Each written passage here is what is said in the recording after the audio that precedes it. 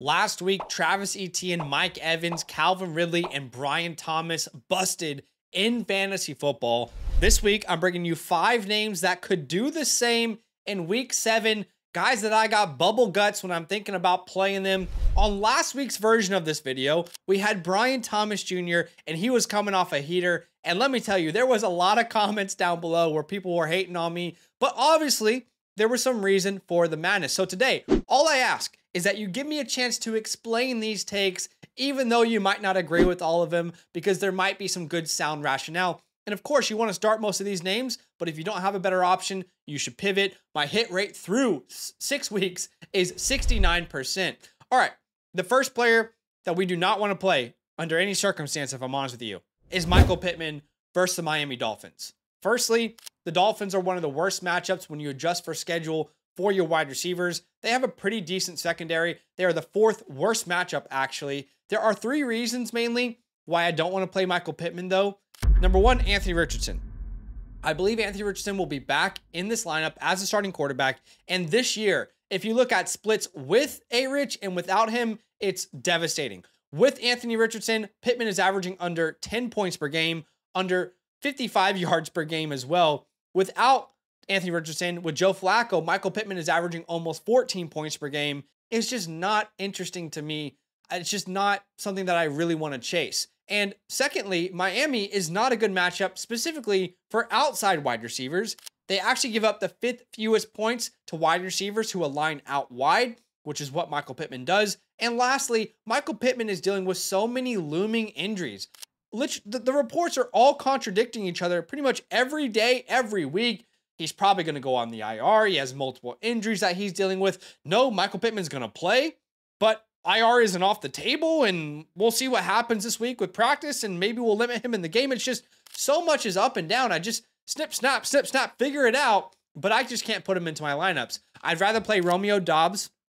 I know that might sound crazy, but I like the matchup this week. Probably no Dontavion Wicks. Now, what I will say is if Wicks plays and Reed is all healthy, Dobbs probably isn't a better start. JSN, I'd rather play in an exciting matchup.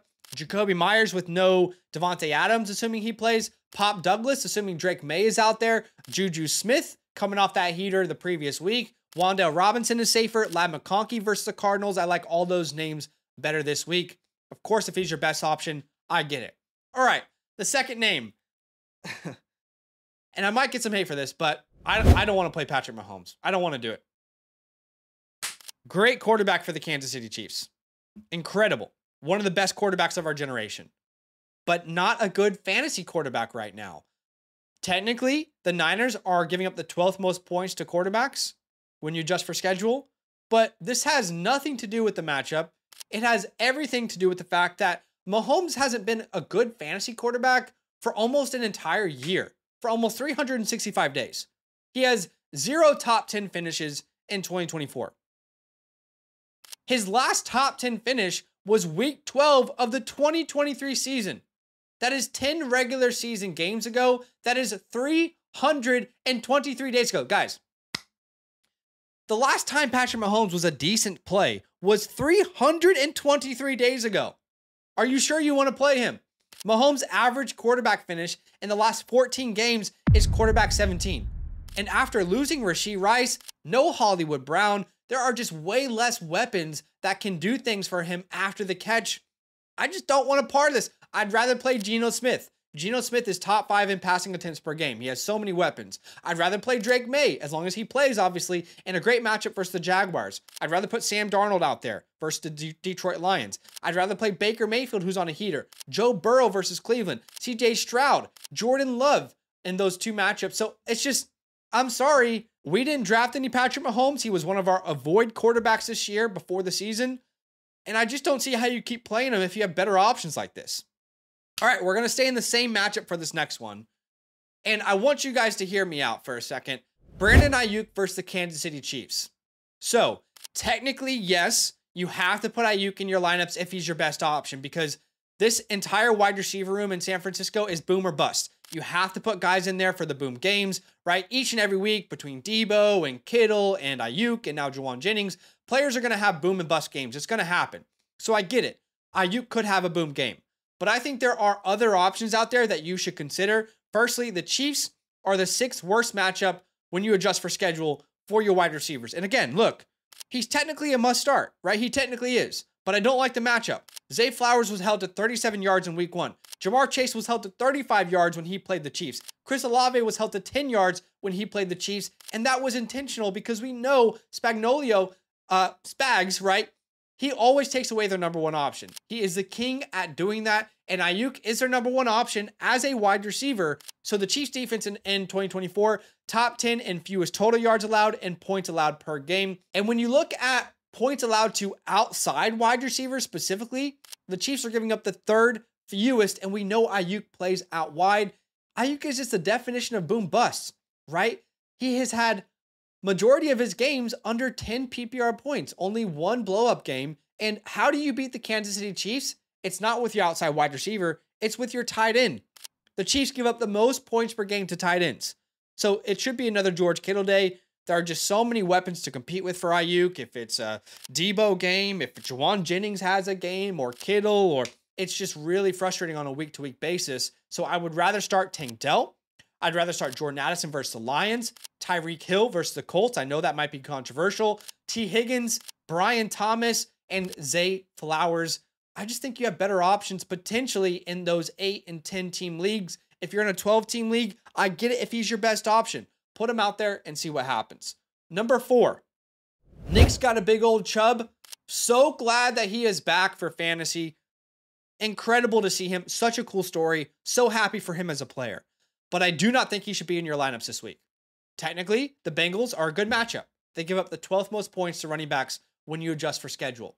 However, this is less about the matchup, and it's more about 2 key factors. Number 1, I believe the Browns will ease Nick Chubb into action this year, just like Breece Hall was in 2023 when he came off that serious injury. Remember, Breece Hall in the first 4 weeks, 31% of the snaps, then 34, then 49, then 44. And his attempt share and his usage was up and down until about week 5. Week 5 is when they really let Breece Hall unleash himself, right? So that was the 5th game recovering from his ACL. I just don't think you can rely on Chubb his first game back. And by the way, this offense is putrid. He's not returning to a good offense. The Browns have the 5th lowest implied team point total of the week. And to be honest, it should probably be lower after losing Amari Cooper. I'd rather start Austin Eckler, who has the Panthers this week. I'd rather start Chase Brown in a timeshare, Tank Bigsby, Antonio Gibson if he starts for the Patriots, Alexander Madison if he starts for the Raiders. So look, I get if he's your best option, I'm with you. You got to put him out there, but I would have very low expectations this week. All right, the 5th player that we are not playing this week, I really don't think you should unless he's truly the only option you have. That's Amari Cooper, or really any Bills wide receiver, because I don't know if Amari Cooper is going to play or not. But if Amari Cooper plays, or if he's out, I don't think I want to start any Bills wide receiver versus the Tennessee Titans. If this was a better matchup, sure, you could risk it with Amari, but this is not a good matchup. In fact, this is the worst matchup for wide receivers in fantasy football. You can see they held DJ Moore to 36 yards. They held Garrett Wilson to 57 yards, Tyreek Hill to 23. They give up the fewest passing yards per game, the fewest total yards per game as a total defense. Add on that to the fact that Amari Cooper has an entire new playbook to learn. He has no previous experience with Josh Allen.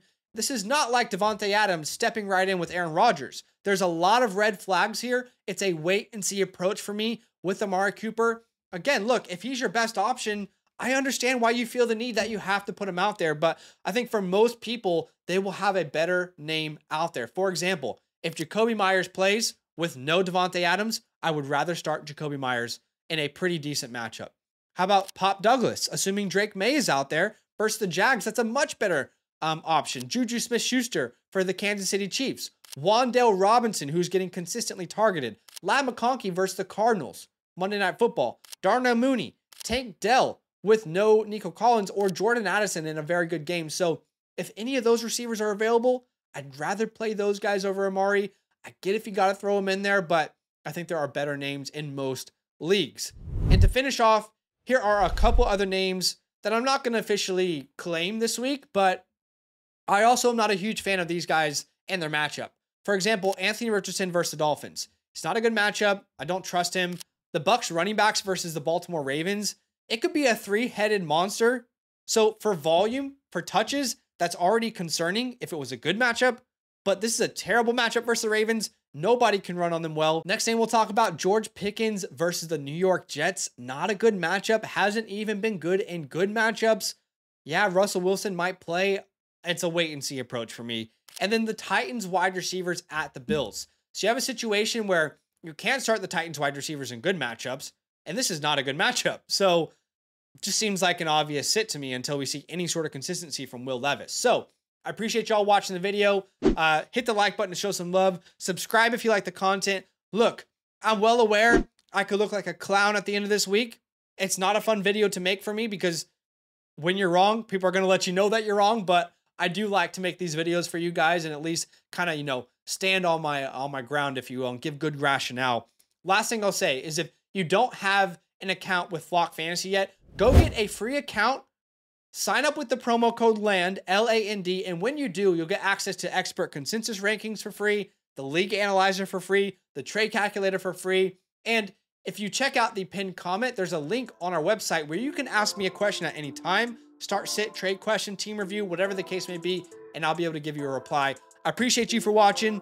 All love, good luck this week, make the right decisions, and hopefully you get that win. Now that those idiots are done talking, who needs some rankings? Hell yeah, I need some rankings. Then use promo code LAND, L-A-N-D, for 30% off any membership at flockfantasy.com. Oh.